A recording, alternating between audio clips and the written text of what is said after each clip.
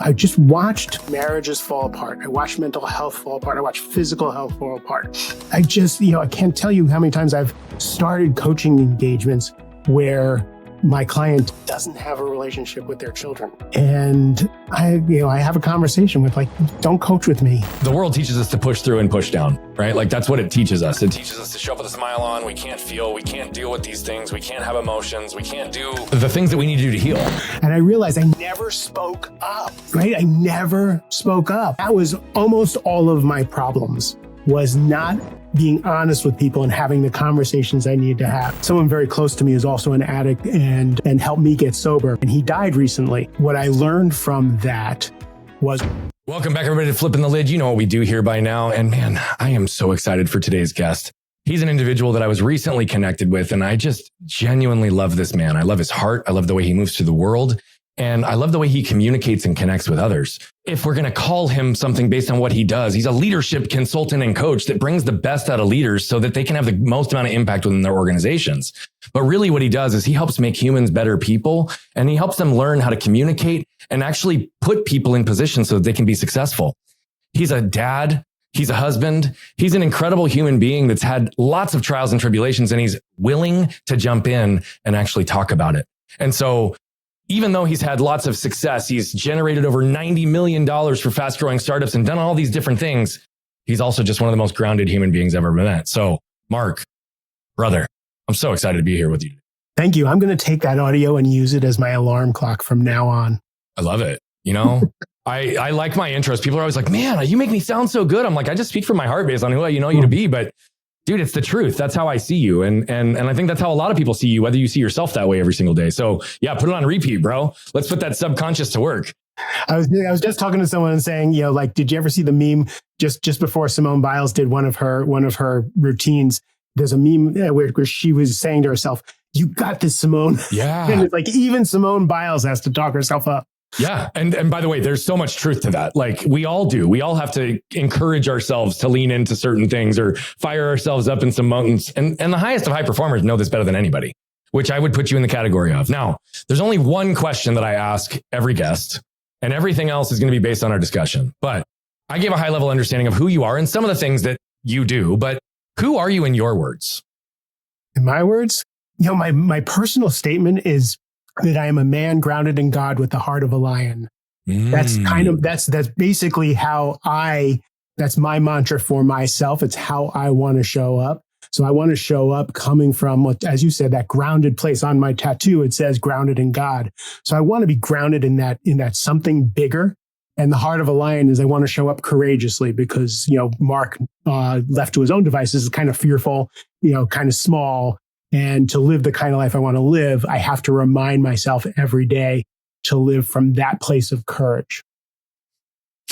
So I grew up watching Wizard of Oz a lot. My dad loved that movie. And so we would watch the original one on repeat. And here's the thing. This is what's so funny. No coincidences ever happen. We just talked about Simone Biles having to talk herself into it. And the whole premise behind the lion in that show is that he always had the heart. He just didn't know it. And he didn't know how to encourage himself and remind himself of it. And so I love the intentionality of not just how you have grounded in God on your arm to be able to have a physical reminder to look down at, but also just the way that you expanded on that. I didn't even have to ask the question. I was getting ready to ask, what does a lion's heart mean to you? And you already proactively answered it because you recognize that it's not just about who you want to become and how you want people to feel and experience things, but you also recognize that even though that's who you are, there's times that you waver. And there's times that you don't show up as heart-led as you may want to based on whatever's been happening in life. And so I really like the specificity of that. You said it very, very clearly. This is what I say. This is my statement. This is how I communicate who I am to the world. When did those words come to you? And how long have you been connecting to that stated kind of purpose and reason for existence? That particular one came right after an ayahuasca journey 2.5 years ago. I went through absolute hell and came out the other side, basically roaring as one does in an ayahuasca ceremony, and realizing that all I ever wanted to be, all I ever, everything that I've ever created has come from my connection to whatever you want to call source, whether it's God, the universe, a deeper knowing. And it was funny because I had such a hard weekend journey. I lost 8 pounds. And I was so mortified by how hard my journey was into the bowels of my own psyche, I guess. And I was joking that when I came out of this was I have the heart of a lion. And one of the other big burly guys he was a fighter, and he goes, dude, if anybody's a lion, you went to the brink, fought the lion, and came back. You are a lion, man. And so now I got a big tattoo all down my arm, just to remind me. The other reason is because you and I have talked about my background and some of the things that have happened to me in my childhood that would have made a different trajectory for myself. And someone very close to me is also an addict and helped me get sober. And he died recently. Well, he died back then. And what I learned from that was we both had the same addiction. We both had the same demons, same exact demons. And he struggled his entire life. And I got married. I had children. I had a career. I made money. I wrote books. I did all these things. And for me, I used to think of myself as, oh my God, I'm so flawed. It's so horrible that I have all these demons that I deal with. And this flipped it around saying, oh no, you had all those demons and look what you created with your life.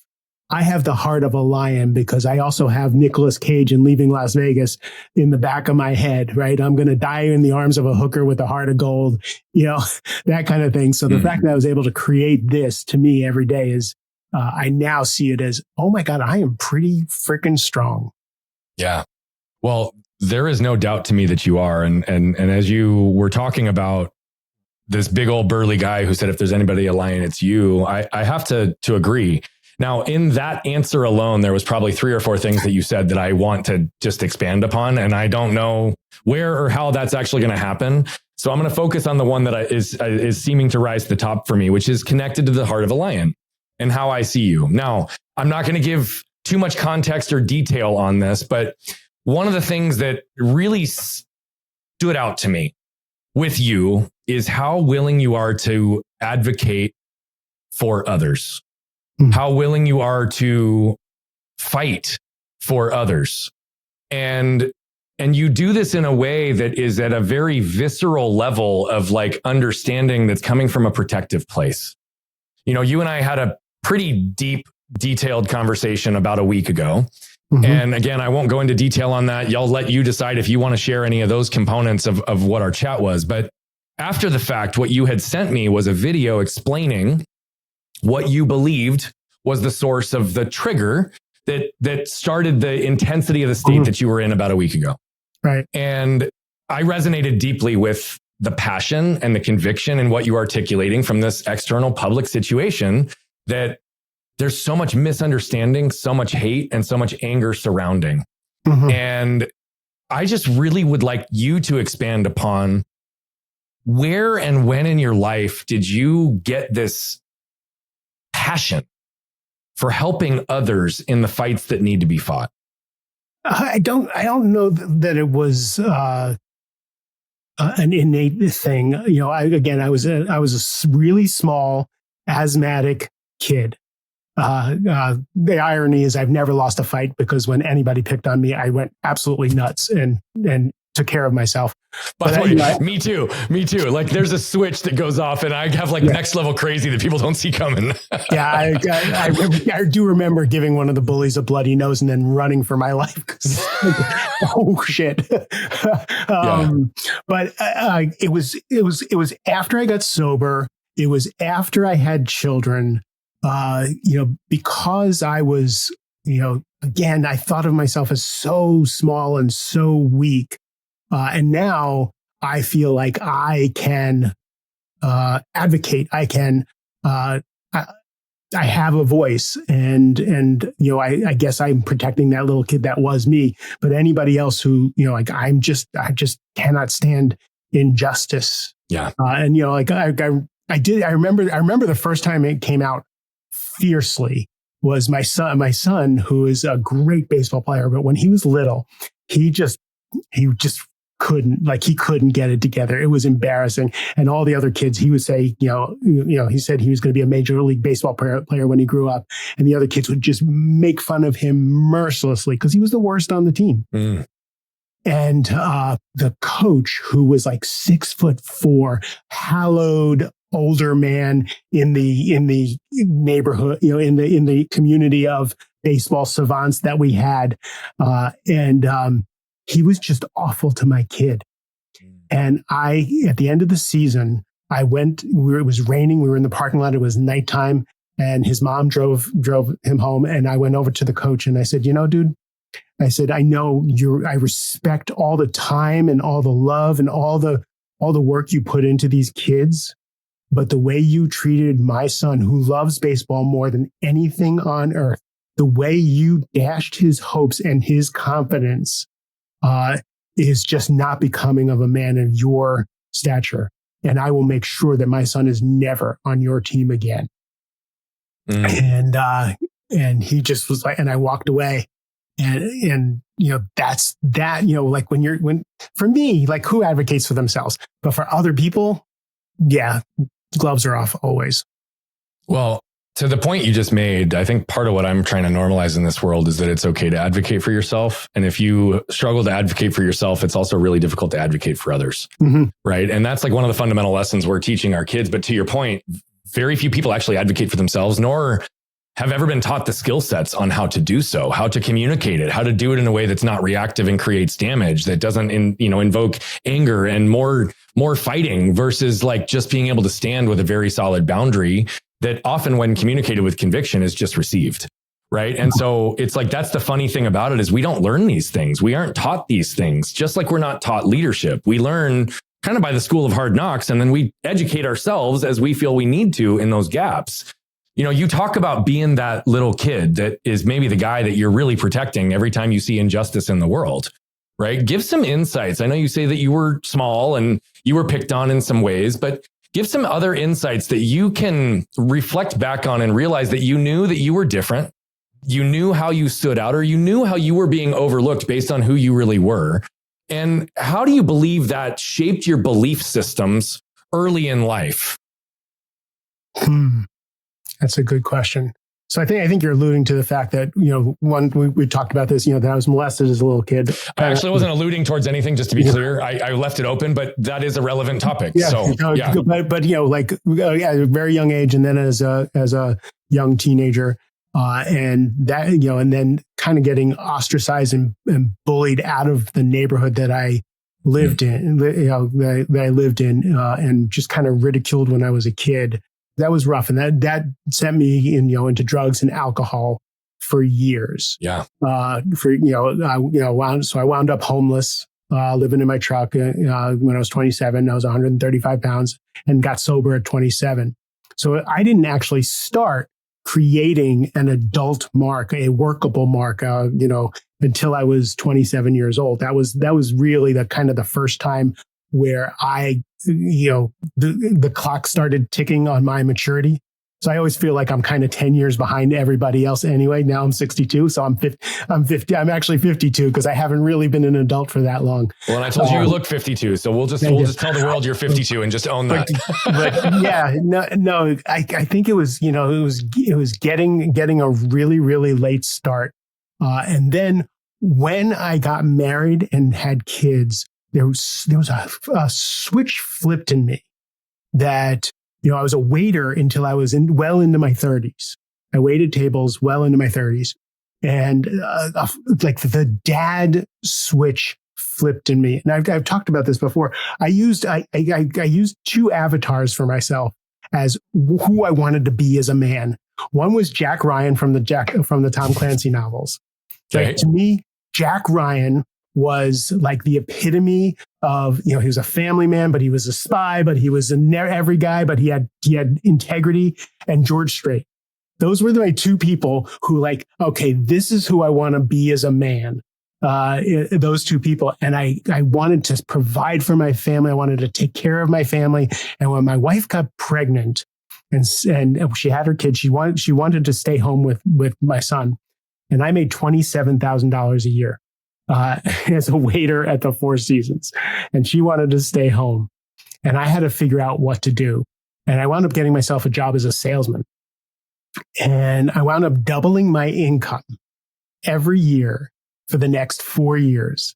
So I went from $27,000 a year, a waiter, just a few years before that, homeless, to now I'm making $100,000. Now I'm making $200,000. Now I'm making $400,000 a year, living in $1 million house. That initial kind of success and shift fueled a lot of confidence, even though inside it was still crumbling. It was like, oh my God, like I never thought I could be a functioning human being. Like I hate to say that, but I never thought I could be a functioning human being. I just thought I was destined to die a complete and utter failure. So when I'm like living in $1 million house and driving a sports car and wearing Hugo Boss suits and respected, I'm the committee chair for the Boy Scouts and I'm coaching basketball and I'm actually like living a normal life. That was a surprise to me. But now the other thing that was going on also was I'm gay. So I'm married and I have kids. And the truth is I'm gay. That started to weigh on me, that secret, the lack of confidence, not dealing with being molested, not dealing with all the trauma from my childhood, just broke everything apart. So stone cold sober, when I was 47 years old, the committee chair for the Boy Scouts, the third grade basketball coach, a pillar of my community. All of a sudden I couldn't sell anymore. I started getting sick. I was so sick. I thought I was going to die. I lost all my muscle mass. I had fever. It was horrible. I wound up separating from my now ex-wife, living around. I decided I was never going to live more than walking distance from them. So I got an apartment around the corner from them. But it was like shambles, stone cold sober. I didn't even take a drink and I had destroyed everything. At 47 years old, that was the exact time when, so what got me to success early was not wanting people to see the homeless guy, not wanting to let my family down, like this drive from fear of being who I knew I was. Like everybody was going to find out that I was just this useless, homeless faggot. That was the fear I was running away from and why I became successful. So when that all came bubbling to the surface and just blew up in my face, I had a podcast called Mastering Midlife, How to Thrive When the World Asks the Most of You. And in that, it's the drives and motivations that get you to be successful often turn on you in your 40s and 50s if you don't work on those things that drove you in the first place, whether it's trying to please your parents, whether it's trying to look good, whatever it was. So mine blew up. But that was my opportunity to either just fade away, die, let my ex-wife get my insurance and all that stuff, or show my kids what happens when everything falls apart. And that's when this guy that you're meeting now started to build brick by brick. Yeah.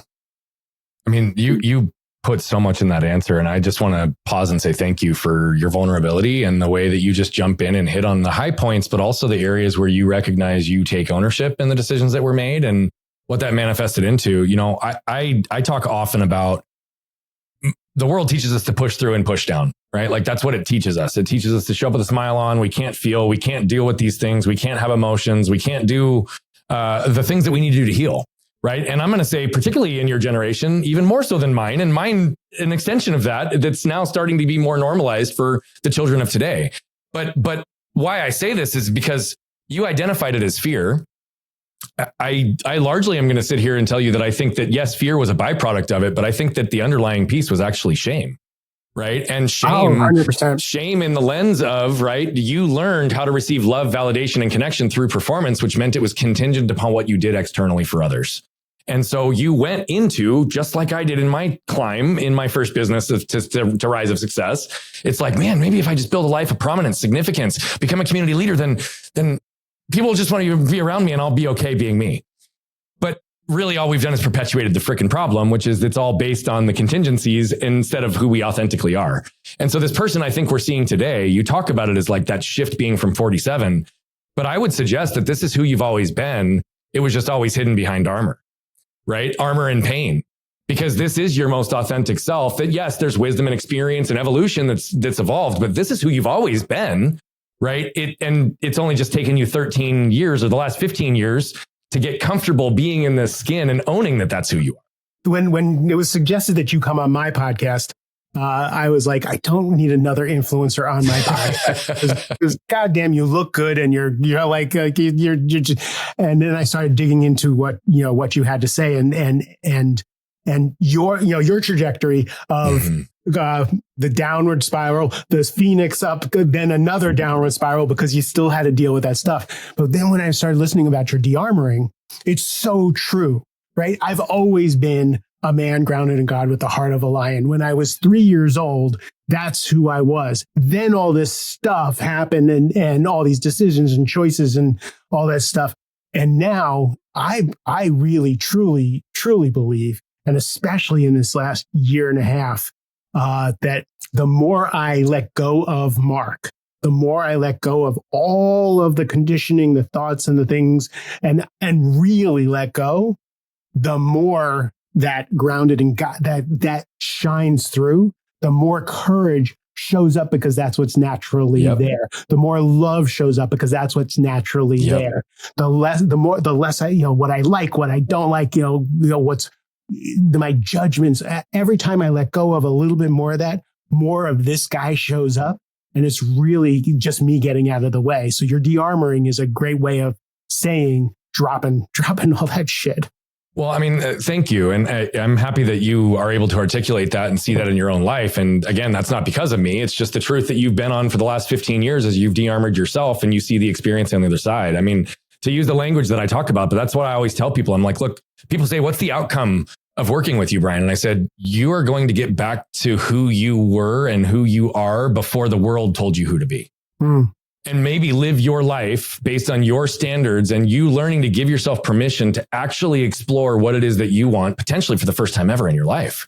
And that's often what will happen in this process of healing and shedding layers. And so I'm grateful, but that's also what I wanted to just say when I heard all that from you. I'm like, yeah, well, I mean, it is fear, but it's also shame.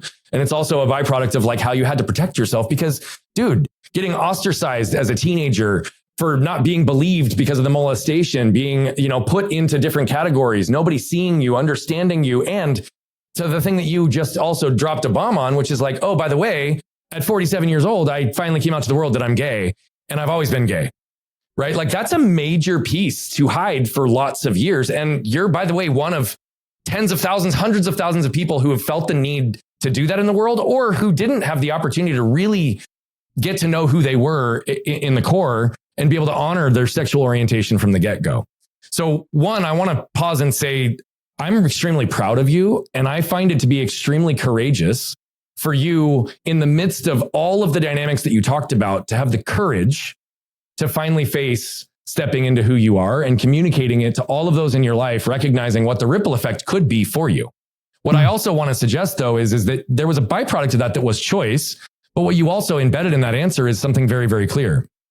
Look, the longer we carry the trash from our past, the more it will incrementally crush us, the longer we carry it, the heavier it will get and the stinkier it will get. And at some point it will come back and you will feel like garbage. Absolutely. Right. The physical manifestations you described were really the unresolved emotional pain that had not been addressed internally, the inability to align with who you were. And I love that you can so clearly articulate that because this is something that is not uncommon to hide from sexual orientation because of the world that we've lived in, especially in the time that you grew up in. And again, you're not that much older than me, but just enough that there's been some evolution. I would like it if you would be able to give just some of your own personal anecdotes and experience to living a life with a woman when you were always attracted to men. And what were those dynamics when you were in the midst of it? And how did you feel and experience that? Was it a conscious choice? Was it, this is just what I do?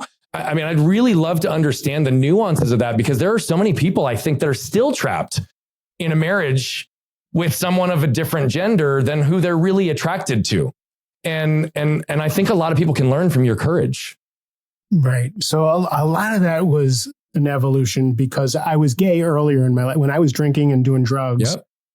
I was in the bars in New York and I was a bartender in a gay bar, and I was. And you had shared that with me, but then you married a woman, right? Like, but then I went through some change therapy, and was like, oh, well, I'm only gay because I was molested, and I'm, I am attracted to women, and I do want to be a father and a husband, and I do want to have like George Strait and Jack Ryan are my heroes. I want to be George Strait and Jack Ryan.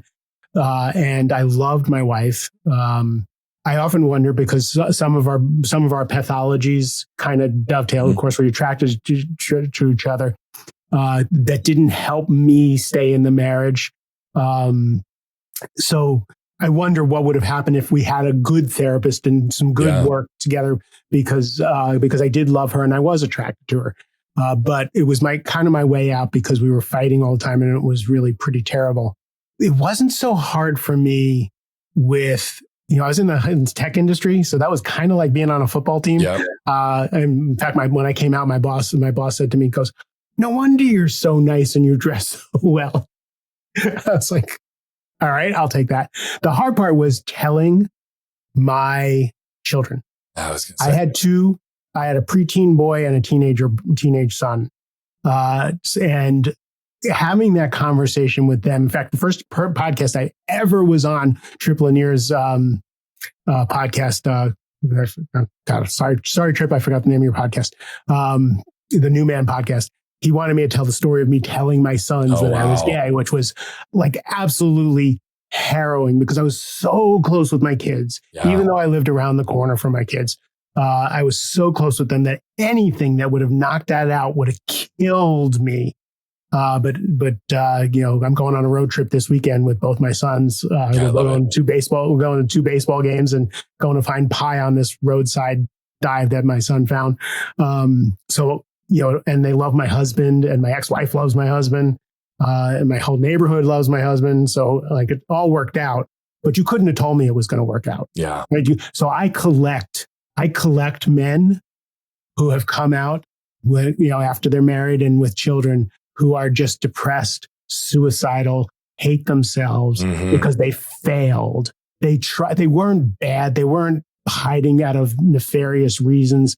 They tried their hardest to make this work and it couldn't work. And now coming through the shame, coming through on the other side is I just watch these men destroy themselves with guilt and shame. And then I promise them that I promise them it'll be okay on the other side. And it almost always is, but it takes that walking through that brick wall and walking through the scariest thing you could ever do. So. Well, and I what I really appreciate is I really love that you honor your ex-wife as well, and the love that you had for her and the attraction that you had for her, right? That's not fabricated. And I would suggest that in many situations like yours that you described, that's true. Which is also true that you also tried very, very hard, as well as so did others, right?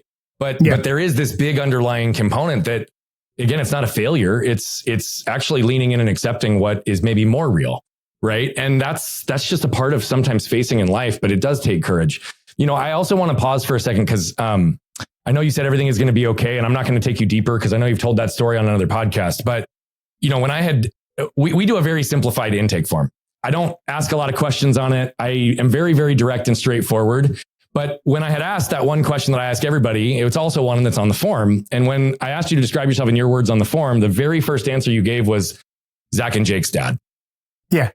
Which told me everything. And that's what I felt the first time I met you too, right? You were proud to be a dad, and you were proud about the role that you've played as a dad. I'm proud to be there. By the way, I'm proud to be their dad. Even better. That's amazing. That's amazing. And so that's what I wanted you to speak on for just a second. Get more specific in what you just said. Speak to your boys, Zack and Jake. Why are you proud of them? What makes you proud of them based on who they are and the relationship that you have? Like, just speak some love into the pride you have for your boys. Both of them are the ones who will walk into a burning building to save a person, a dog, a hamster. Both of them. I constantly have, they're both ultra masculine, by the way.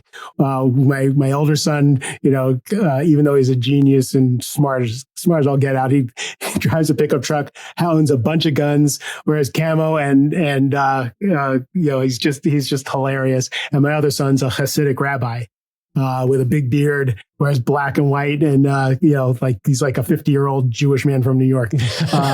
They're hilarious, but they're both such good people. They're just good, strong people. They're always protecting and taking care of other people. And I have to remind them, because again, I was always codependent. I have to remind them that it's okay to take care of yourself. It's okay to be, selfish in certain areas. And I'm constantly reminding them, but just, they're just such good, fun people. So I enjoy them tremendously. Yeah. Well, and I love that you give a lot of credit, but that also has a lot to do with how they were raised. And and my ex-wife is just the best mom that, and any kid could ever have. That's amazing. And I think that the way that you guys navigated the partnership and the roles that you played and how you impacted your kids, you're seeing the results of that. There's also an element of that though, that I think is interesting. I was in a conversation the other day with this and that dynamic of what causes somebody to go into action to save someone versus not.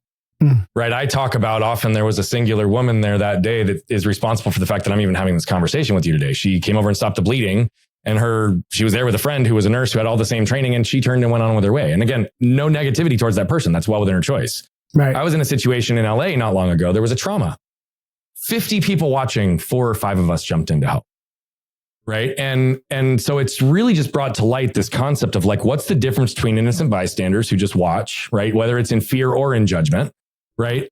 And those that decide, or frankly, often we don't decide, we just act, right? And go into motion. You talk about both of them are the first to run into a building to save somebody, something. It doesn't matter what that life is.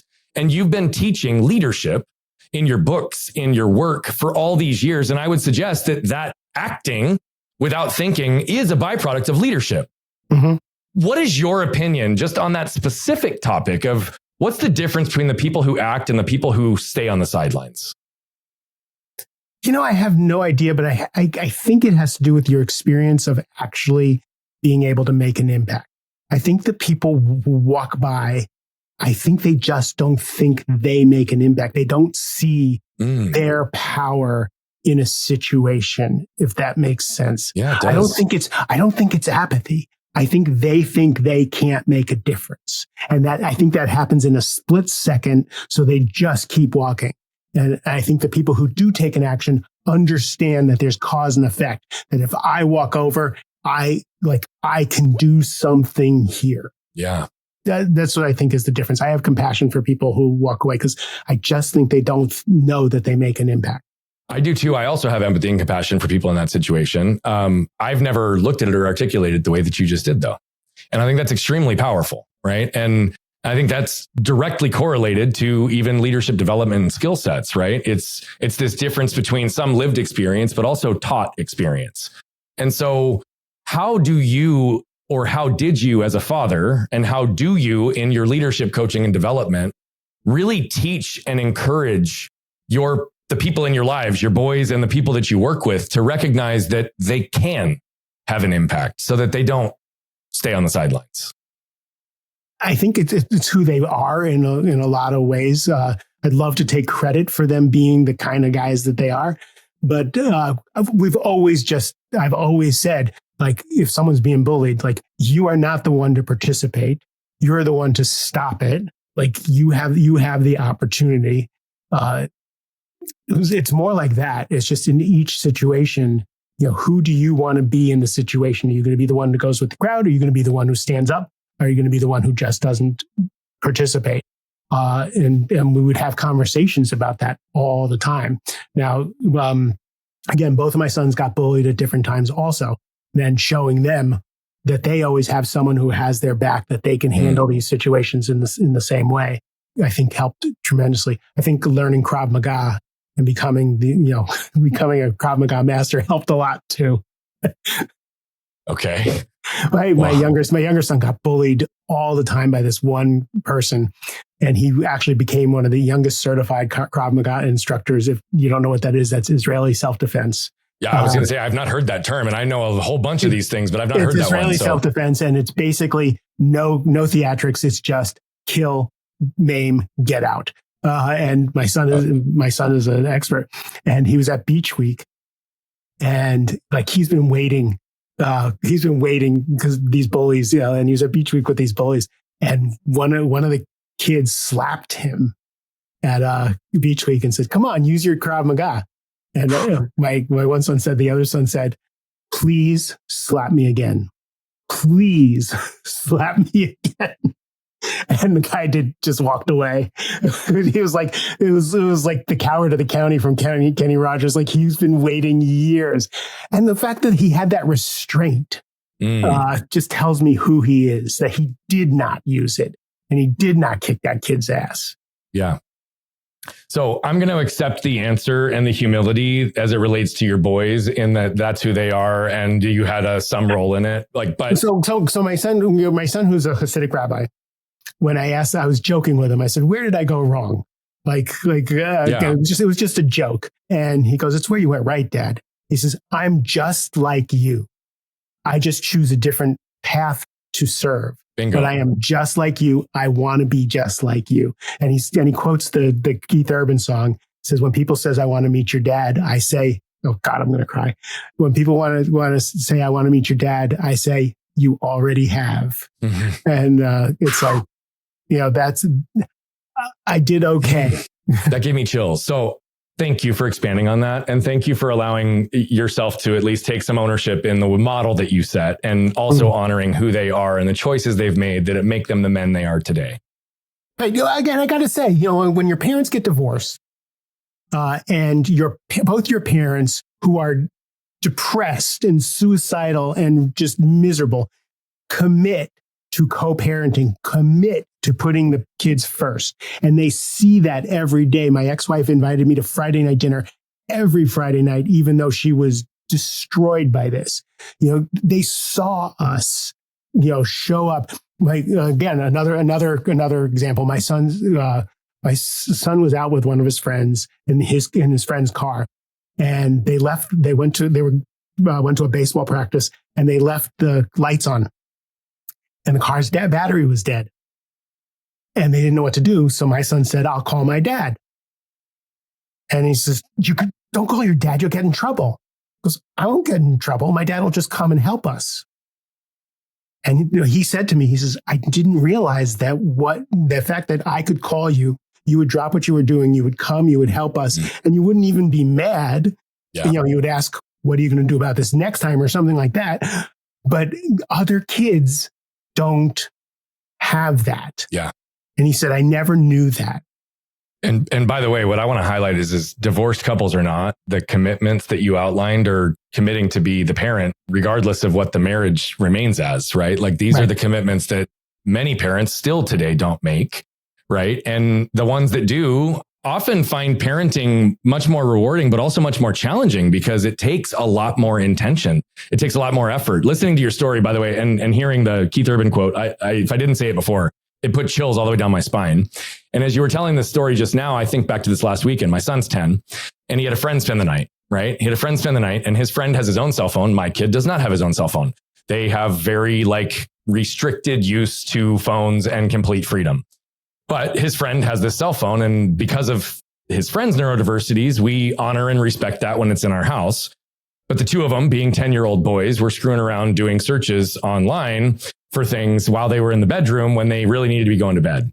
And my wife went in there and asked them what they were doing. And my son told her point blank what they Googled, what the words were that they Googled, what they found out. And she was like, "Thank you for being honest with me. Blake, that's not the greatest decision ever." And just kind of reinforced what we teach. And then she walks out of the room. His friend goes, "Why would you ever say that to your mom? Why did you tell her that?" And he's like, "Because I've just learned the more honest I am, the less trouble I get in and the more I learn from it." Right. And it's just so true because it's become normalized, right, in our house and just like it did in yours. And that's super powerful. So I love all that. And again, I love how you're honoring your boys. I'm going to shift and ask that same question because it was embedded, but it didn't get answered. And I want to make sure that I call attention to it. You gave them credit based on who they were, and you came back full circle and said, yeah, they modeled after what we did and the choices we made. Great. Awesome. We're all on the same page there. But not every single person that you work with in your coaching, that's who they are. Mm-hmm.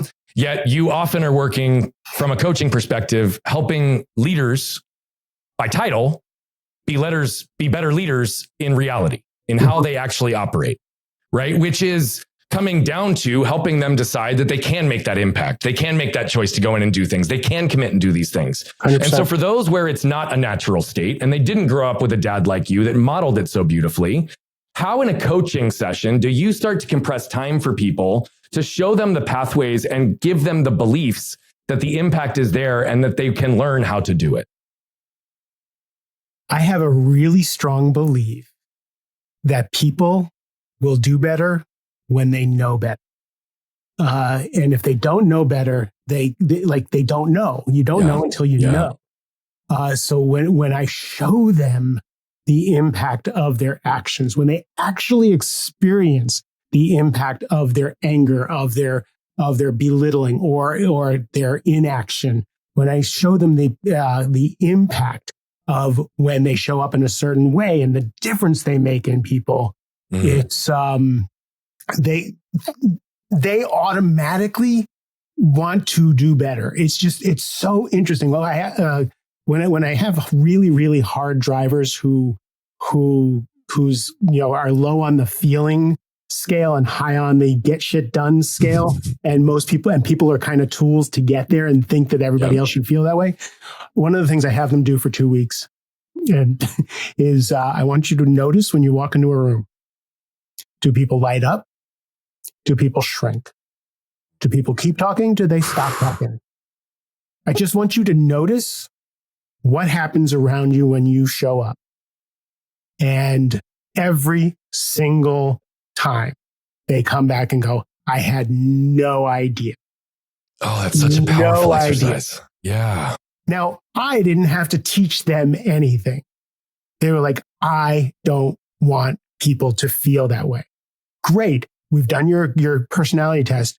So your natural tendency is not to take other people's feelings into account. So this is going to have to be a conscious shift for you. If you want people to respond to you different, if you want your impact to be different, you're going to have to get present, because your automatic is going to be walk into a room, get shit done. Now you're going to have to walk into a room, take a deep breath, going, okay, there are humans here. I want to get shit done. What has to happen first? Good morning. How you doing? It's got to be deliberate. Where me, I'm a happy helper, my personality type. I will forego getting shit done to take care of people's feelings. So I have to consciously unhook myself from how other people feel to go, oh, by the way, there's an agenda to this meeting. Yeah. Right. So you have to bring consciousness into it. But I really believe when people know what their impact is, they will automatically want to do better.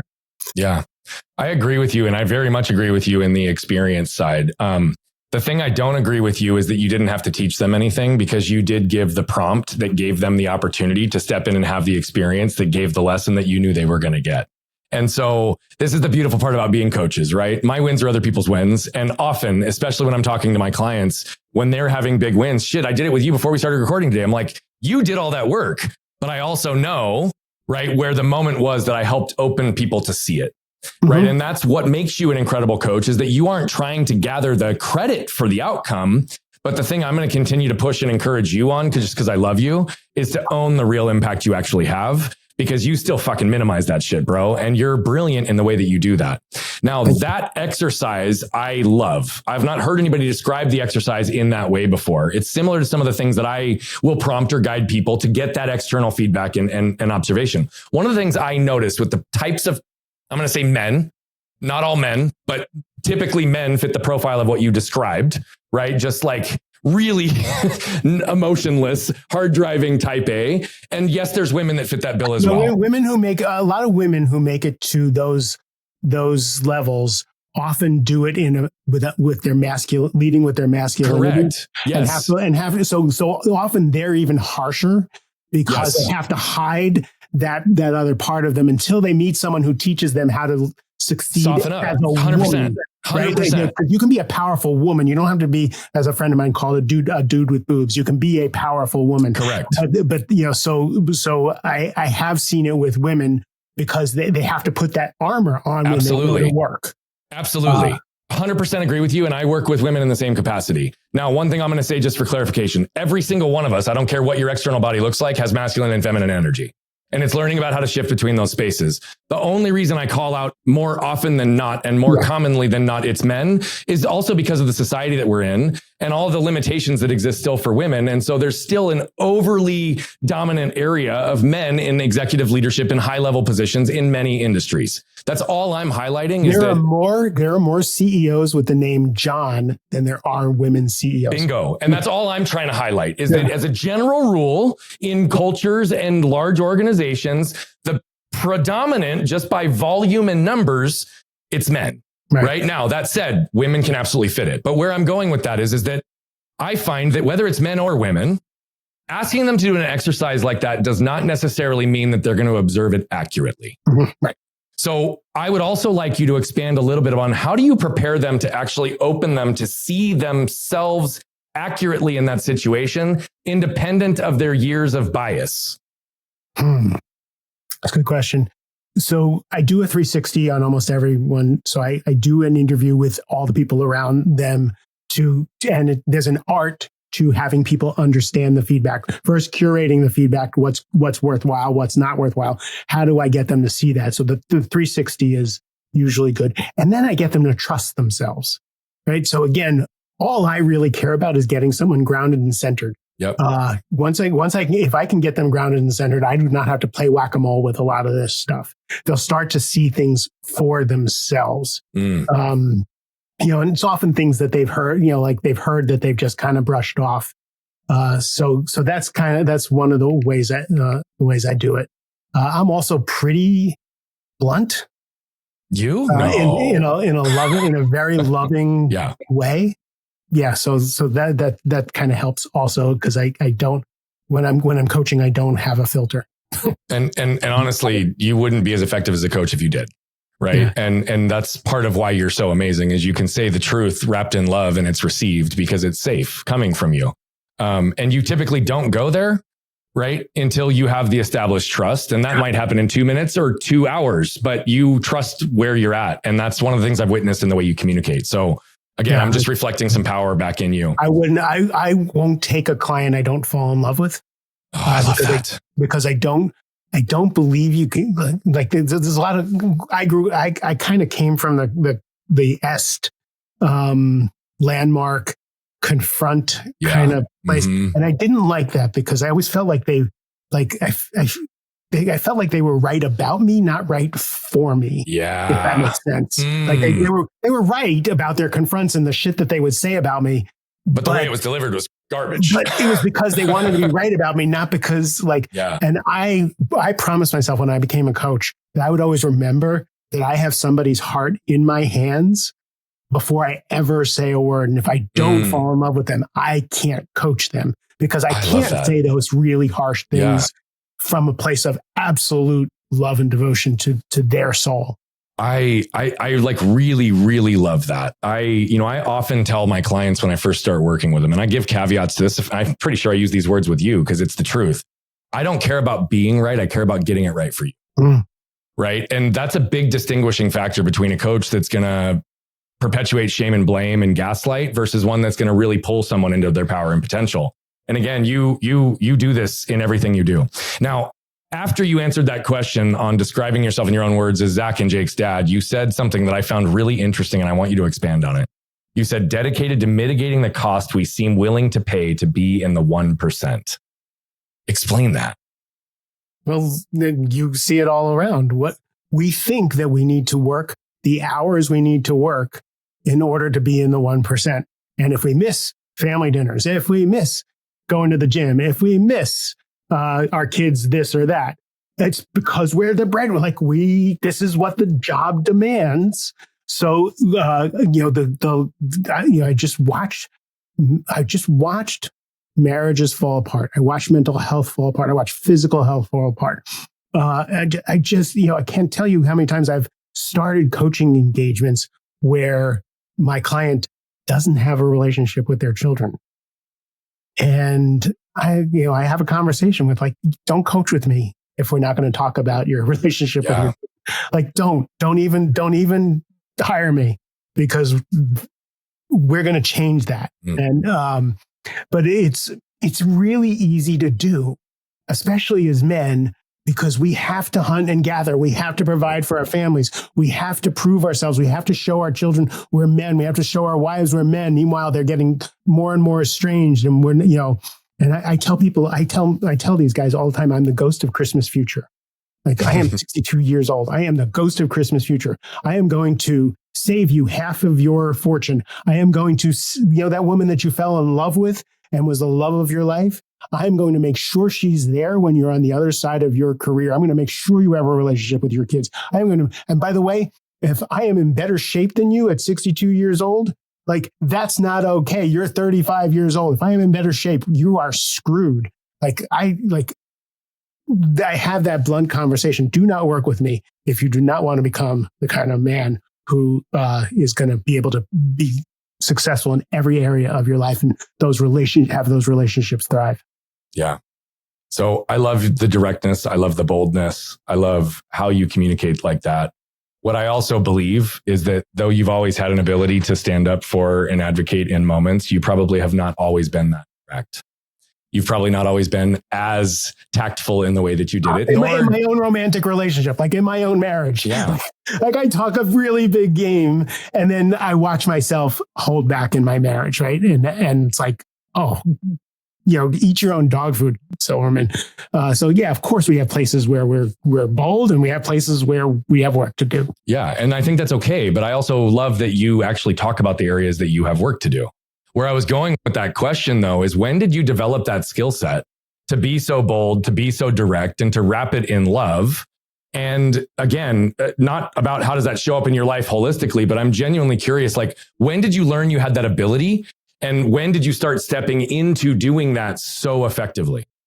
2015, when I wrote Only Tens, my book, Confront Your To-Do List, Transform Your Life. The whole point of that is I don't believe we have a time management problem. I believe we have an honesty problem. Yes. And I wrote that book for myself to get a PhD in running a business. When I was a sales guy, I had an asshole sales manager. I wanted to please them. I made a lot of money. When I was an entrepreneur and a coach and sitting in my office, like, I didn't have anybody telling me anything to do. I have severe ADHD. Nothing got done. And I was starving. And I wanted to figure out how to get things done. So I said, I'm going to write a book on how to get shit done with ADD. And Only Tens came out.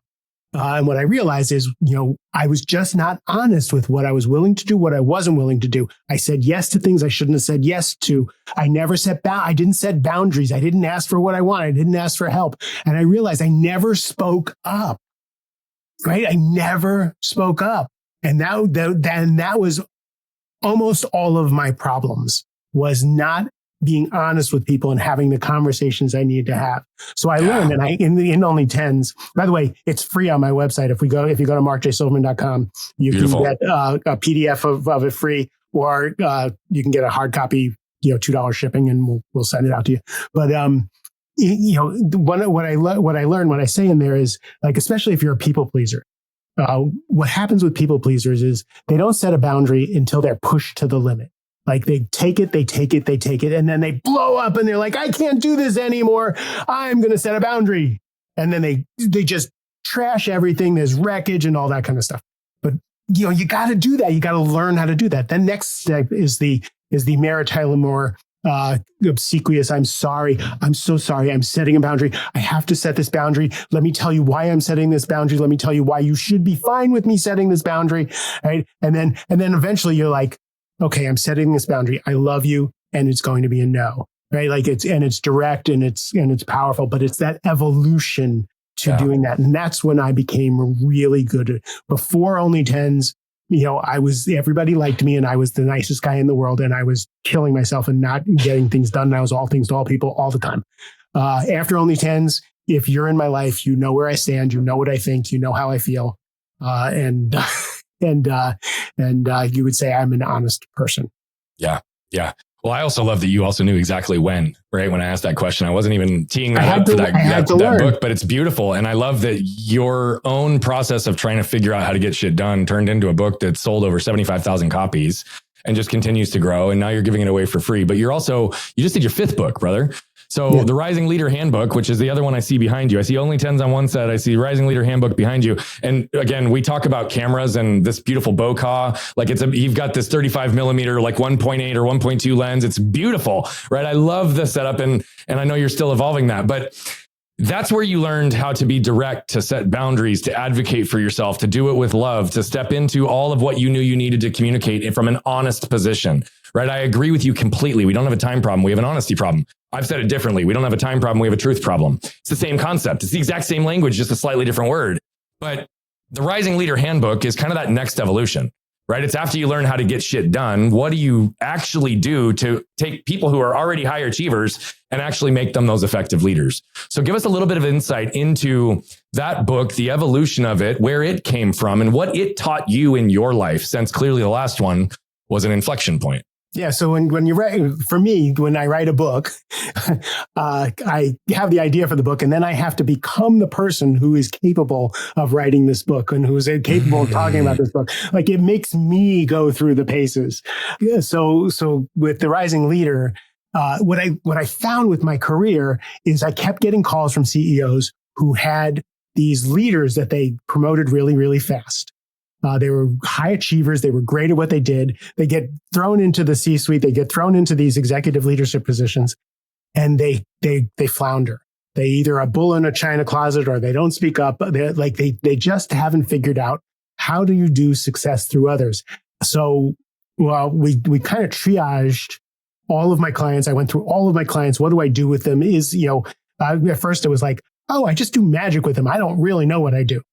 And a friend of mine's put me in my office with some sticky notes. And she's like, you're not coming out of your office until you write down everything that you do. And I realized the first thing I do with my clients is, because I'm usually hired by a CEO, is I turn them into a trusted advisor. I teach them how to lead up. I teach them how to speak truth to power, but speak truth to power so that it's supportive and not antagonistic. I teach them, excuse me, how to become that go-to person for the CEO. Then the really hard part, and this was the hardest thing I had to learn, was how do you lead on a group of other leaders, right? You have other people in the C-suite. You have other people who are vying for resources, for attention, for their ideas, for credit, for all of that stuff.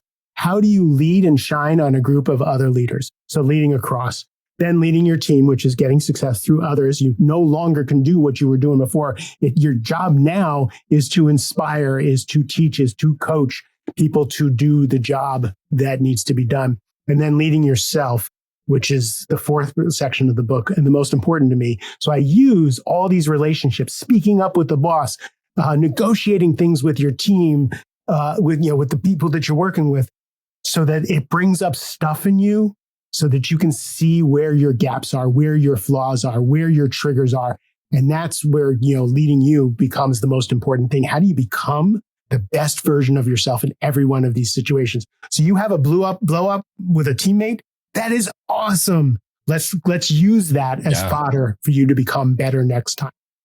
Yeah. And learn from it. Don't judge it. Learn from it. Right. Which is what you're always saying. And what I also love is that you said you're helping them become, right? And you said in the very beginning, I had to become the person capable of writing the book, right? It's always a process of evolution, and it is always full circle. You are somebody that also has a variety of interests that I just love, and we share some interests. So scuba diving and hiking and dogs are 3 of them, but scuba diving and hiking are 2 that I genuinely love.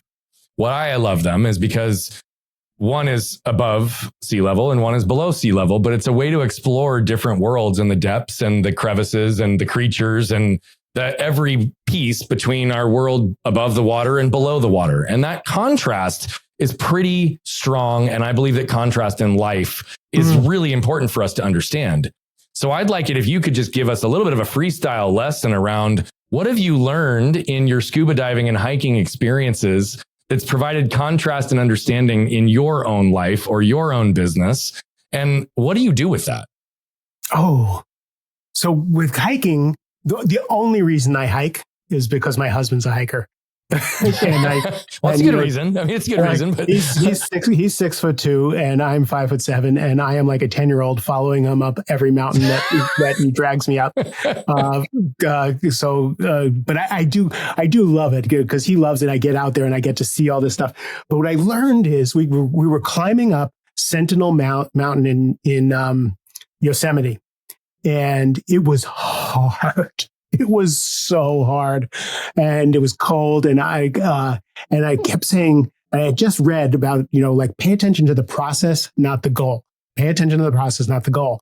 So I started doing videos, and I'm like, I kept videoing my husband's shoes in front of me as up the mountain. I said, we're going up there. I said, my process is I'm just staying behind those shoes. I'm staying behind those shoes. And then at the top, I'm like, I'm hoping there's a payoff. There's got to be a payoff. Please let there be a payoff because I'm dying here. And we get to the top, and it's the most breathtaking view of El Capitan and Yosemite Falls. And like, I did it. I climbed Sentinel Mountain by going through the process. Just one foot in front of the other.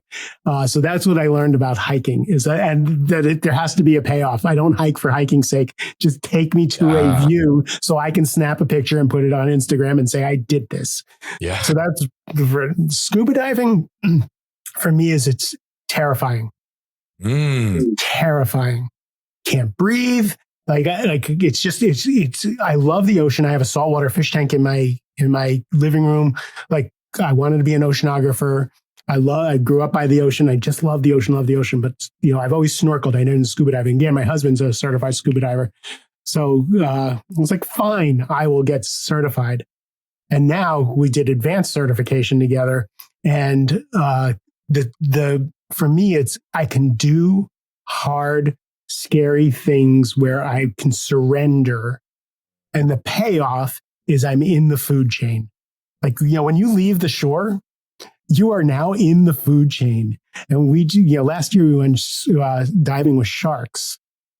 And, to be in the water with a shark swimming 3 feet from you, you're in the food chain. The scariest things are the barracudas. Barracudas terrify me. And to regulate my breathing and to get really present and calm is, for me, scuba diving just did that for me. And the fact that, like, it seemed like an impossible thing that an asthmatic Jewish kid from New York could never do something like that. And now I'm an advanced diver diving with sharks. Like, who the fuck does that? Yeah. I love all of that. In one of my certification tests, we went to this place in Southern California in the Inland Empire. I think it was called Paris Lake. And it was like, the water was literally, there was zero visibility. Like, I could not see my hand this far out, to the point that, like, we had a rope, we had to descend in this exercise. And I distinctly remember, to your point on, like, it's terrifying. I thought at that moment, like, man, scuba diving is gonna be great. We'd done everything in the pool up until that point. Like, this is gonna be fun. Like, I can't wait to do this. The second I got under and I didn't have visibility, I went into a panic attack. Right. I had to literally calm my breath. And I was 20 years old, not knowing how to do that at this time, right? But it's this unknown, and it's not natural, and it forces us to learn new things. And that's one of the things I loved most about it, is it forces you in this area of discomfort. So I loved how you described that. And I also love that you talked about these two things that you describe as part of who you are, as really as part of who your husband is, which is amazing because it's a connection to the two of you, and it's become a part of you, which is beautiful. My friend, we're going to wrap up this interview here in just a second. I want to ask you two more questions. The first is, you said, yes, we can teach it, and we still have these areas that we're working on. We talked about this concept of armoring, right? And these areas that we protect ourselves. I know that we unpacked a whole bunch of stuff in our conversation last week, but I am curious, based on your conscious ability today, where are you still protecting yourself? I think it's my age. I think it's something, when I turned 60, I got my tattoo and I roared into my 60s. Now I'm going to fucking take the 60s by the tail. And I'm just like, I'm still young and hot and I got this. When I turned 62, like I realized I was finite. I'm vulnerable. I'm The thing I learned is that all lions die horrible deaths. I didn't know that when I got the tattoo. All lions die horrible deaths. They're kicked out of the pride by a younger male lion, and they're either torn apart by the other lions or they're torn apart by hyenas. And power is fleeting. And for me, the fear of getting older and not being able to care for myself, I think it drives a lot of what I do. Because I just, when I turned 62, all of a sudden it was like 70 is right there. And the way time is moving, it moves at such a clip that I really do realize I don't have much time left. So I think that's where I'm protecting myself in fear the most is, what's it going to be like to be?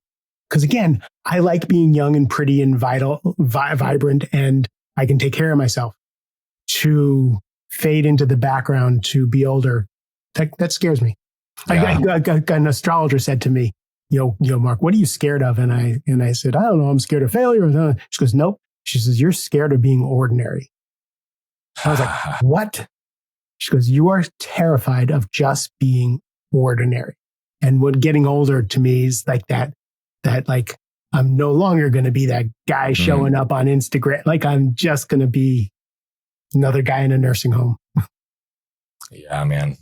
But did I just admit that on a podcast? You did. All lions die a horrible death. Whew. Yeah, that one landed hard for me, bro. Like, I can't get past that statement. I heard everything else you said, but that one, like, I've talked a lot about this healthy relationship that is required with mortality to really be able to live, right? But like the recognition that like you've modeled and exampled like your life after the heart of a lion and that all lions live a horrible death. I'm like, oh my goodness. Like, I hate to even laugh at that, but I'm just like, oh my God, that's so morbid. And like, that's bad. That does not go away from me. I'm like, the best case scenario is being torn apart by hyenas. You know what though? I think that's also if you follow the path of the ordinary, and I don't think that you are, right? I think your focus on being grounded and centered is what's going to ensure that you don't have a horrible death. I hope it's on a meditation cushion, in a slip away in a beam of light. Yeah. You know what? I know you were like, did I just say that on a podcast? Yes, you fucking did. But you've also just given us a whole lot of truth in general. And I'm really grateful for your ability, your courage, and your strength to be able to give us truth. Right. Again, I love even how you say that we don't have a time problem. We have an honesty problem. And yet you don't have an honesty problem. You consistently show up and show and demonstrate by example what is possible. So, Mark, as we kind of come to a close here, I want to give you the floor to leave us with a closing message. Like, speak from that lion heart. Speak from that extraordinary version of who you are. Speak from the most authentic version of who you were before the world told you who to be. And speak into the audience in a way that I know only you can. Tell a quick story. I was waiting tables in San Diego. I'd moved to San Diego and I was waiting tables there. And there some people, family was there. And the dad says, "You're so lucky that you live in San Diego." And I said, "I'm not lucky. I just moved here." That's something that I learned is that it's my life. I make choices, and I'm the only one who can live it. And that's what I want other people to get. I never knew I was free. That I get to live and make choices, and I want other people to know that you're free. Like all this, like you call it armoring, I call it conditioning. That stuff is not life. You get to live your life. That's what I want to leave people with. Brother, man, I love you and I love your heart. And I'm really grateful that we had this conversation today. Thank you. I'm soaked. Are you? You're sweating over there? Okay. Of course, I'm soaked. Good. I love it. That's good. Sometimes it's called the hot seat for a reason. So we're good. But my friend, I'm going to have all of your links to everything, your books, your Amazon stuff, all in the show notes. And so that people can find you and follow all of your brilliance and wisdom. And I'm just grateful you were with us. So thank you. For those of you that just watched Mark flip his lid and step into honesty, he showed you how the passing of time can still come back to bite us 47 years later and not even know it. But when we finally step into truth, we start to realize the freedom that can exist for each and every one of us. But yes, there is an element of who we are that we're born to be, but there are also skill sets and lessons and opportunities to continue to become who we want to become, regardless of who we were born as. It does come down to choice. And as my dad always said, we always have a minimum of 2 choices, even if they're both shitty choices. But the second you accept that and own that, you start to realize that your life is 100% based on the choices that you make to live your life or hide from it. Mark just dropped a bomb and said, each and every one of you are already free, right? So if you're already free, what choices are you making that's interfering with that freedom? The only way you're going to find out is if you flip open your lid and scan your can. We'll see you next time. What you can probably tell by now is that I love telling these stories, but what I love even more is the impact that's coming from them. You see, we're on a mission to impact over 1 billion lives as quickly as possible, but to do that, we need you. See, we believe that moved people move people. And so all I'm asking is if you've resonated, connected with any of the messaging, please consider commenting, sharing, leave a rating and review. Thank you so much for tuning into Flipping the Lid. And if you want more information on the show, how to become a guest, how to recommend a guest, or any of the other details, head over to flippingthelid.com. We'll see you there.